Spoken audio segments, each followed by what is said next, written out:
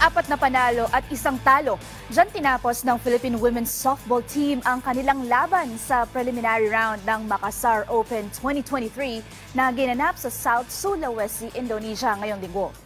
Sa huling laban ng Blue Girls nitong Miyerkules, blinangko nila ang Team Varsity ng Malaysia sa score na 13-0. Bago ito ay tinalo rin nila ang Stingers mula Australia 7-0. Team Lakindende ng isang Indonesian club 8-0 at ang New Zealand team na Miramar 6-0. Samantala, sa kanilang opening game ay bigo silang makalusot sa Japan 7-1. Ang larong ito ang huling tune-up match ng Blue Girls bago ang kanilang laro sa 2023 Asian Games na magsisimula sa September 26 sa Shaoxing Baseball and Softball Sports Center. Mamayang alas 11:30 ng gabi ang dating nila dito sa Pilipinas bago lumipad papuntang China. Bukas ng alas 5 ng hapon, susubukan ng Blue Girls na makatapak sa podium ng Asian Games ngayong taon matapos ang kanilang 4th place finish noong 2014 at 2018 meet.